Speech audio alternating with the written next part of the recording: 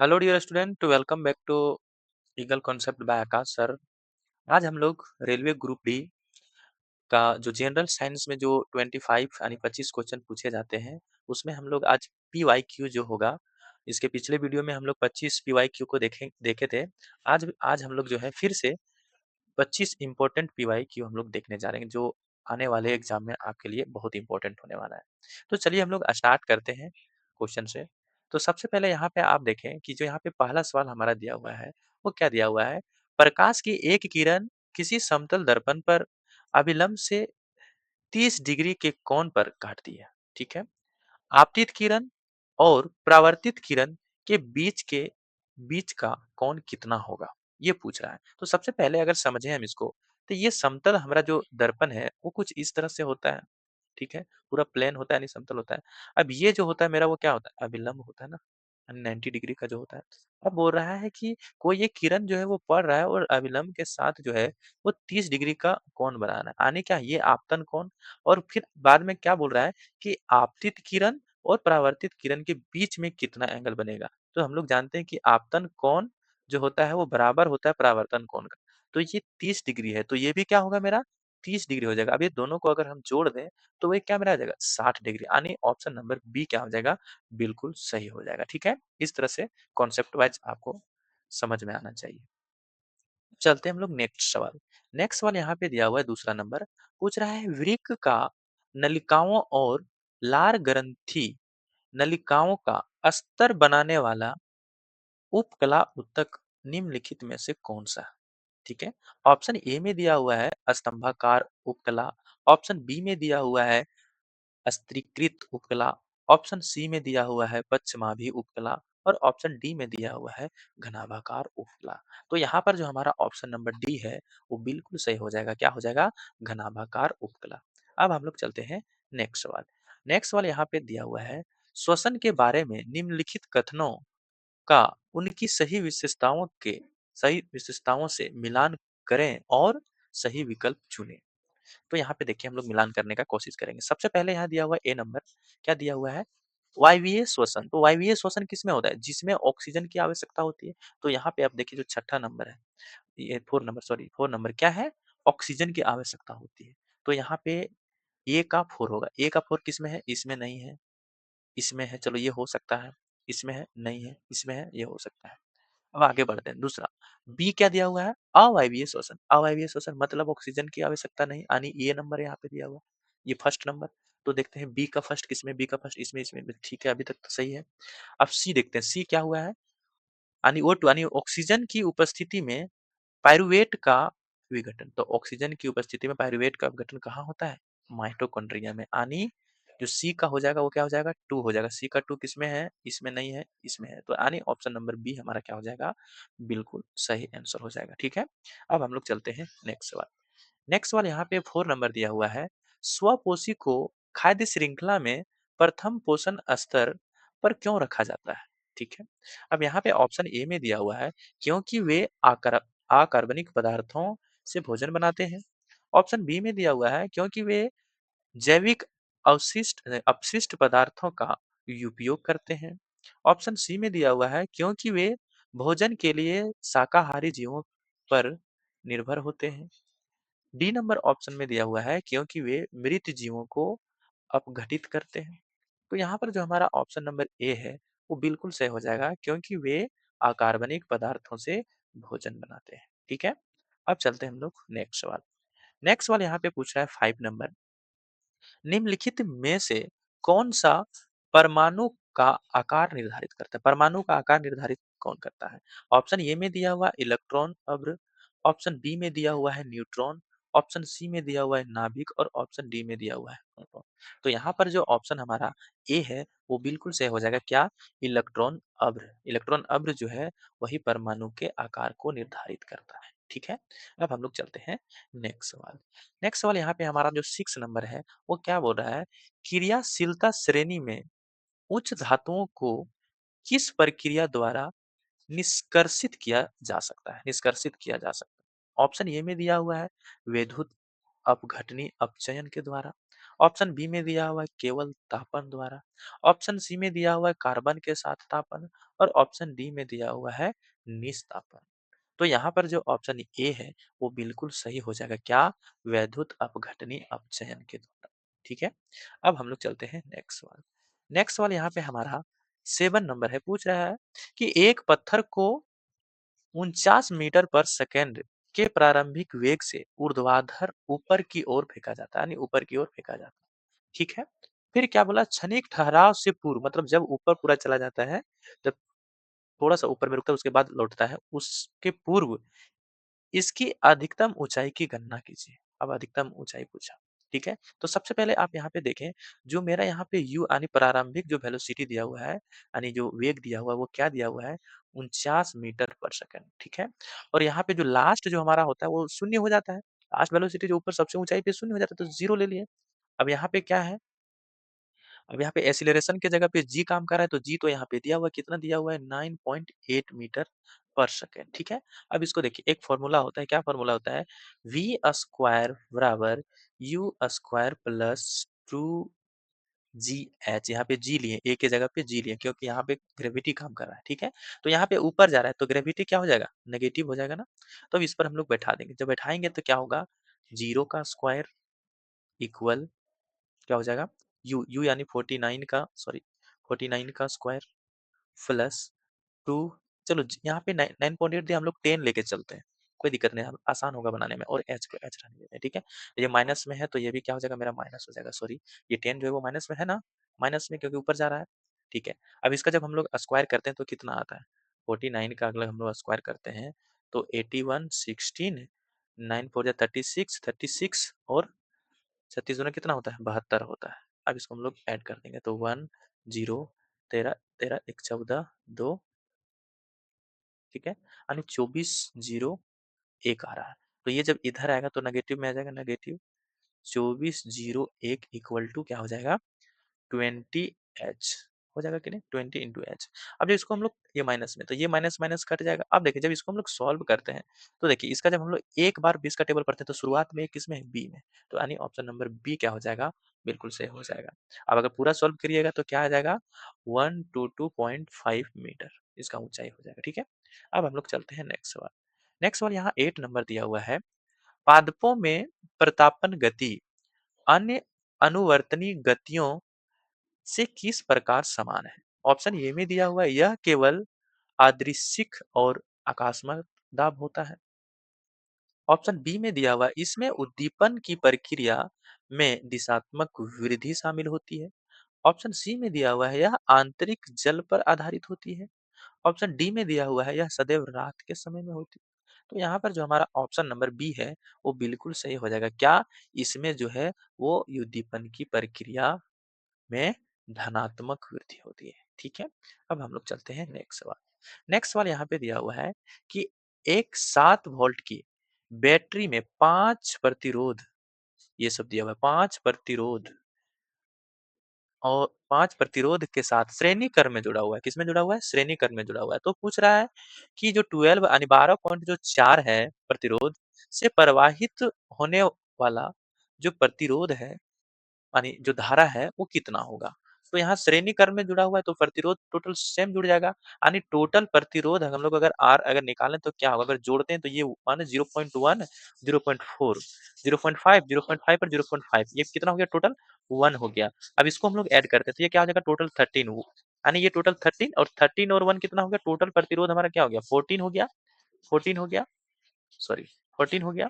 अब हम लोग फॉर्मूला जानते हैं, और वोल्ट तो दिया हुआ है, वोल्ट कितना दिया हुआ है, वोल्टेज कितना दिया हुआ है, 7। तो हम लोग क्या जानते हैं, V बराबर आई आर। अब इस पर हम लोग पुट कर देते हैं, पुट करने पर क्या होगा, V का कितना दिया हुआ है, 7, और I तो पता नहीं है, और टोटल R मेरा कितना निकला, 14। अब I बराबर क्या हो जाएगा, यानी 7/14, इसको जब काटेंगे तो क्या होगा, 1/2, और 1/2 इक्वल टू क्या होता है, 0.5, यानी ऑप्शन नंबर जो हमारा सी है वो बिल्कुल सही ऑप्शन हो जाएगा। ठीक है, अब हम लोग चलते हैं नेक्स्ट सवाल के। नेक्स्ट सवाल यहाँ पे 10 नंबर दिया हुआ है, रासायनिक अपचयन अभिक्रिया क्या है। ऑप्शन ए में दिया हुआ है न्यूट्रॉनों की हानि, ऑप्शन बी में दिया हुआ है इलेक्ट्रॉनों की हानि, ऑप्शन सी में दिया हुआ है प्रोटॉनों की हानि लब्धि सॉरी बढ़ना, और ऑप्शन डी में दिया हुआ है इलेक्ट्रॉनों की लब्धि यानी बढ़ना। तो यहाँ पर ऑप्शन नंबर डी बिल्कुल सही हो जाएगा। क्या हो जाएगा? इलेक्ट्रॉनों का बढ़ना यानी लब्धि। ठीक है, अब हम लोग चलते हैं नेक्स्ट सवाल। नेक्स्ट सवाल दिया हुआ है 11 नंबर 11 नंबर, घरेलू परिपथ में विशेष रूप से धातु उपकरणों के लिए हरे रंग के विद्युत रोधी अर्थ तार यानी अर्थ के साथ जो जुड़ा होता है, अर्थिंग हम लोग बोलते हैं उसको, का प्रारंभिक सुरक्षा कार्य क्या है? मतलब क्या हम करने से सुरक्षा मिलता है? ऑप्शन ए में दिया हुआ है अल्प प्रतिरोध वाला पथ प्रदान करना ताकि क्षरण धारा साधित्र के विभव को भूमि के विभव के बराबर रखे। ऑप्शन नंबर बी में दिया हुआ है वोल्टेज को 220 वोल्ट पर स्थिर रखना। ये तो होगा नहीं, 220 वोल्ट पर कैसे रखेगा? ऐसा कोई निश्चित तो है नहीं।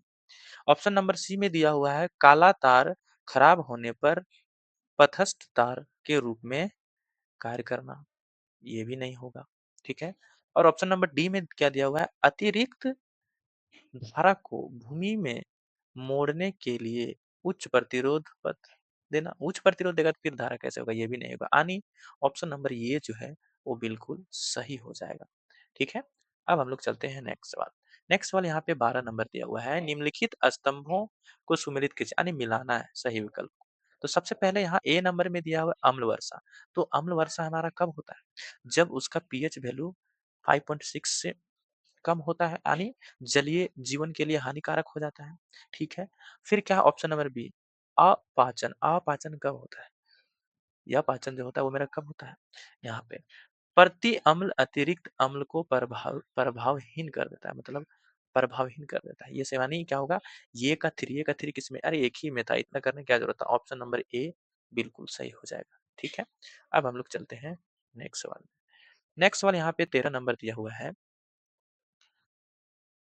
ईस्टर किस प्रकार के मुख्य गंध वाले पदार्थ होते हैं? ईस्टर जो होता है वो किस प्रकार के पदार्थ वाले यानी मुख्य गंध होता है? ठीक है, ऑप्शन नंबर ए में दिया हुआ है खट्टी गंध वाले, ऑप्शन नंबर बी में दिया हुआ है मीठी गंध वाले, ऑप्शन नंबर सी में दिया हुआ है तिक्त गंध वाले, ऑप्शन नंबर डी में दिया है तीखा गंध वाले। तो यहाँ पर जो हमारा ऑप्शन नंबर बी है वो बिल्कुल सही हो जाएगा। क्या? मीठी गंध वाले। नेक्स्ट सवाल यहाँ पे हमारा 14 नंबर पूछ रहा है किसी वस्तु में उसकी स्थिति या विन्यास के कारण स्थिति या विन्यास के कारण संग्रहित होने वाली ऊर्जा को क्या कहते हैं? स्थिति यानी स्थितिज ऊर्जा। ऑप्शन नंबर ये बिल्कुल सही हो जाएगा। ठीक है, और कोई ऑप्शन देखने की जरूरत नहीं है। अब हम लोग चलते हैं नेक्स्ट सवाल। नेक्स्ट सवाल यहाँ पे हमारा 15 नंबर दिया हुआ है गति विमान में वेग समय ग्राफ यानी क्या हुआ? वेलोसिटी और टाइम, वेलोसिटी के साथ टाइम यानी ये त्वरण हो गए, ध्यान में रखना। के अंतर्गत कुल क्षेत्र क्या दर्शाता है? कुल क्षेत्र क्या दर्शाता है? सॉरी क्षेत्रफल बोल दिए। तो यहाँ पर ऑप्शन ए में दिया हुआ है वस्तु द्वारा लिया गया समय। अरे समय नहीं दर्शाता है, ठीक है, त्वरण ही दर्शाएगा जो भी होगा। वस्तु का त्वरण ये हो सकता है। और सी नंबर में बोला है वस्तु की चाल, चाल नहीं होगा, ये नहीं होगा, ये हो सकता है। अब डी नंबर पढ़ते हैं उस समय अंतराल के दौरान वस्तु का विस्थापन। ये सही हो जाएगा, उस समय में वस्तु का विस्थापन डिस्प्लेसमेंट यानी ऑप्शन नंबर डी बिल्कुल सही हो जाएगा। ठीक है, अब हम लोग चलते हैं नेक्स्ट सवाल। नेक्स्ट सवाल यहाँ पे क्या है हमारा 16 नंबर, निम्नलिखित में से कौन सा कथन जीव विज्ञान में अलैंगिक प्रजनन का बात कर रहा है? मुख्य विशेषता दर्शाता है। मुख्य विशेषता क्या दर्शाता है? ऑप्शन ए में दिया हुआ है इसमें केवल एक जनक शामिल होता है। हाँ, ये सही बात है, ये सही बात है, यानी ऑप्शन नंबर ए बिल्कुल सही हो जाएगा। बी नंबर भी देख लेते हैं, इसमें दो नहीं, अलैंगिक में दो होता ही नहीं है जनक शामिल। अनुवांशिक रूप से विविध संतति उत्पन्न होती है अनुवांशिक रूप से, ये भी गलत है। इसमें फिर डी नंबर में क्या दिखा? युग्मों की आवश्यकता, युग्मों की आवश्यकता है, गलत हो गया, यानी ऑप्शन नंबर ए हमारा बिल्कुल सही हो गया। अब हम लोग चलते हैं नेक्स्ट सवाल। 17 नंबर क्या दिया हुआ है? वह कौन सा सरल अस्थाई ऊतक है जो पौधे के भागों जैसे तने, प्रतान को क्या लिखा है? आंतरिक आलंबन हानि और लचीलापन देता है। जो लचीलापन देता है वो कौन सा यहाँ पे तरल ऊतक है? ऑप्शन ए में दिया हुआ है जाइलम, ऑप्शन बी में दिया हुआ है कोलेनकाइमा, ऑप्शन सी में दिया हुआ है पेरेनकाइमा और ऑप्शन डी में दिया हुआ है स्क्लेरेनकाइमा। तो यहाँ पर हमारा ऑप्शन नंबर बी सही हो जाएगा, कोलेनकाइमा, यानी कोलेनकाइमा के कारण ही पेड़-पौधा में लचीलापन होता है। ठीक है? अब हम लोग चलते हैं नेक्स्ट वाला। नेक्स्ट वाला यहाँ पे 18 नंबर हुआ है, गैंडे, व्हेल, ठीक है? हाथी, सुदूर संचार कहने का मतलब आगे जाने मतलब मेरे सामने में क्या घटना हो सकता है उसके लिए किस श्रेणी की ध्वनि आवृत्ति का उपयोग करते हैं? ठीक है? ऑप्शन ए में दिया हुआ है प्राध्वनिक ध्वनि, ऑप्शन बी में दिया हुआ है अतिश्रविक ध्वनि, ऑप्शन सी में दिया हुआ है श्रव्य ध्वनि, ये तो हम लोग के लिए होता है, ये तो हो ही नहीं सकता। और ऑप्शन डी में दिया हुआ है अश्रव्य ध्वनि, जो हम लोग सुन नहीं सकते। हाँ, यही सही होगा। ऑप्शन नंबर डी बिल्कुल सही हो जाएगा, जिसके कारण जो हाथी वगैरह होते हैं वो आगे वाले हलचल को सुन लेते हैं और हम लोग नहीं सुन पाते हैं। ठीक है? अब हम लोग चलते हैं नेक्स्ट वाले। नेक्स्ट वाले यहाँ पे 19 नंबर है, निम्नलिखित में से कौन सा विलयन के निर्माण के दौरान होने वाले भौतिक परिवर्तन का उदाहरण है? अब भौतिक परिवर्तन क्या होता है? जिसको हम रिटर्न उसी अवस्था में नहीं ला सकते हैं। तो यहाँ पे दिया हुआ है आमाशय में भोजन का पचना। ये गलत बात है, ये तो रासायनिक हो जाएगा क्योंकि जब भोजन पच जाएगा तो फिर भोजन में ला सकते हैं क्या? नहीं, ये गलत है। ये तो रासायनिक अभिक्रिया हो गया, परिवर्तन हो गया। ऑप्शन नंबर बी में दिया हुआ है जल में लवण और नमक का विलयन। हाँ, ये सही है। अगर हम उसमें नमक जल में घोल दें, फिर हीट करते हैं तो नमक हम लोग ला सकते हैं और जल को भी वेपर को हम लोग ठंडा करके जल को ला सकते हैं। ये हो सकता है, यानी ऑप्शन नंबर बी सही है। ठीक है, ऑप्शन नंबर और भी देख लेते हैं। लवण विलयन में लोहे का जंग लगना। अच्छा बताइए, लोहा में जंग लग गया, फिर लोहा को लोहा जैसा बनाया जा सकता है? हाँ, तो फिर अलग से मटेरियल यूज़ किया जा सकता है, वही मटेरियल से तो होगा नहीं, तो ये भी गलत हो जाएगा।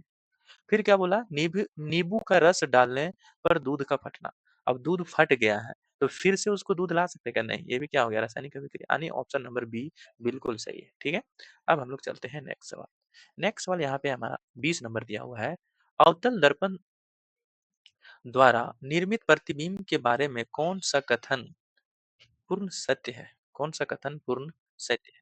यहाँ पे तो कथन दिया ही नहीं है, लेकिन चलिए पढ़ के देख लेते हैं कि कौन सा हो सकता है।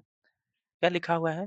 जब बीम के अनंत पर रखा जाता है, जब बीम को अनंत पर रखा जाता है, तो दर्पण फोकस पर वास्तविक उल्टा, ये तो पूरा अलग लिखा हुआ है, छोटा प्रतिबिंब। ये तो सही है कि उल्टा और बिंदु साइज का प्रतिबिंब बनाता है, ये तो सही है, लेकिन पूरा दिया हुआ नहीं। ऑप्शन नंबर ये तो सही है। ठीक है, अब हम लोग चलते हैं नेक्स्ट सवाल। नेक्स्ट सवाल यहाँ पे हमारा 21 नंबर दिया हुआ है, असमान त्वरण से गतिमान किसी वस्तु के वेग समय ग्राफ के आकार के बारे में क्या कहा जा सकता है? मतलब क्या है? असमान त्वरण है तो उसका ग्राफ कैसा बनेगा, ये पूछ रहा है। यह एक वक्र रेखा हो सकता है। हाँ, असमान है तो वक्र रेखा हो सकता है। बी नंबर दिया हुआ है, यह सदैव एक क्षैतिज रेखा सीधी तो जाएगी नहीं और क्षैतिज में जाएगी नहीं, हो नहीं सकता, ये गलत है। ऑप्शन नंबर सी में दिया हुआ है, यह सदैव नीचे की ओर झुकी हुई रेखा होती है, ये भी गलत, नीचे क्यों हो सकता है, ऊपर भी हो सकता है। ऑप्शन नंबर डी में दिया हुआ है, यह सदैव एक सीधी रेखा में, नहीं, गलत हो गया। तो यानी ऑप्शन नंबर हमारा ए जो है वो बिल्कुल सही हो जाएगा। ठीक है, अब हम लोग चलते हैं नेक्स्ट सवाल पे। नेक्स्ट सवाल यहाँ पे हमारा 22 नंबर है, एक पुरुष रोगी में शुक्राणु गतिशीलता कम है, यानी ऐसा रोगी है जिसका शुक्राणु की गतिशीलता कम है। इस मामले में निम्नलिखित में से कौन सी ग्रंथियों के ठीक से काम नहीं करने की संभावना है, कौन सा है? ऑप्शन ए में दिया हुआ है अग्नाशय, अरे अग्नाशय कहाँ से आ जाएगा शुक्राणु में, गलत हो गया। ऑप्शन बी में दिया हुआ है थायरॉक्सिन, और क्या लिखा है पीनियल ग्रंथियां। थायरॉक्सिन कहाँ होगा? थायरॉक्सिन तो गुलाब के पास होता है। ठीक है, ये भी नहीं होगा। ऑप्शन सी में दिया हुआ है प्रोटेस्ट, क्या लिखा? प्रोस्टेट ग्रंथि और शुक्राशय। हाँ, शुक्राशय में दिक्कत होने से हो सकता है। और दूसरा डी नंबर क्या दिया हुआ है? वृष्ण और मूत्राशय। मूत्राशय कहाँ से आएगा यहाँ पे? यानी ऑप्शन नंबर सी बिल्कुल सही हो जाएगा, यानी प्रोस्टेट ग्रंथि और शुक्राशय के कारण। ठीक है, शुक्राशय में गड़बड़ी के कारण। अब हम लोग चलते हैं नेक्स्ट सवाल। नेक्स्ट सवाल यहाँ पे हमारा 23 नंबर दिया हुआ है, बोरबरी नियम के अनुसार परमाणु के एम कोश में अधिकतम कितने इलेक्ट्रॉन समायोजित हो सकते हैं? तो यहाँ पे जो ऑप्शन बी है वो बिल्कुल सही हो जाएगा। यहाँ पे जो होता है ना, जो कोश होता है, एक होता है एल, एक होता है के, एक होता है एम। तो इसका जो होता है वो क्या होता है 1, इसका क्या होता है 2, इसका क्या होता है 3। एक फॉर्मूला क्या होता है कि 2 इंटू एन पर पावर 2, ये बताता है कि कितना समायोजित हो सकता है। अब इस पर जब हम इसको पुट करेंगे तो 2 और ये क्या है n की मान 3, 3 पर पावर 2 यानी इसको जब सॉल्व करेंगे तो क्या हो जाएगा 2 into 9 यानी 18 यानी ऑप्शन नंबर बी बिल्कुल सही हो जाएगा। अब हम लोग चलते हैं नेक्स्ट सवाल यानी 24 नंबर। 24 नंबर क्या हुआ है? रसायन विज्ञान में वह कौन-सा मुख्य विशेष गुणधर्म है जो किसी शुद्ध यौगिक को मिश्रण से अलग करता है? ऑप्शन ए में दिया हुआ है निश्चित संगठन, निश्चित गुणधर्म। ऑप्शन बी में दिया हुआ है किसी भी अवस्था में विद्यमान हो सकता है। ऑप्शन सी में दिया हुआ है सदैव ठोस हो सकता है। ऑप्शन डी में दिया हुआ है एक से अधिक पदार्थों से निर्मित होता है। तो यहाँ पर जो हमारा ऑप्शन नंबर ए है वो बिल्कुल सही हो जाएगा। क्या? निश्चित संगठन और निश्चित गुणधर्म होते हैं, उससे वो अलग कर सकते हैं हम लोग, ठीक है? अब चलते हैं हम लोग नेक्स्ट सवाल जो हमारा लास्ट सवाल होगा 25 नंबर। क्या पूछ रहा है? लैंगिक जनन करने वाले पौधे में आनुवांशिक विविधता का होना क्यों महत्वपूर्ण माना जाता है? ऑप्शन ए में दिया हुआ है इसमें जनसंख्या में आनुवांशिक विविधता कम हो जाती है। अरे कम का क्या बात है, ये तो गलत हो गया। ऑप्शन बी में दिया हुआ यह पर्यावरणीय परिवर्तनों के प्रति अनुकूल को सक्षम बनाकर जीवित रहने की संभावनाओं को बढ़ाता है। हाँ, ये बिल्कुल सही बात है। यानी ऑप्शन नंबर बी हमारा जो है वो बिल्कुल सही हो जाएगा। ज़्यादा पढ़ने की ज़रूरत इसमें नहीं है, ठीक है? अब जो है यहाँ पे हम लोग वीडियो समाप्त कर रहे हैं हम।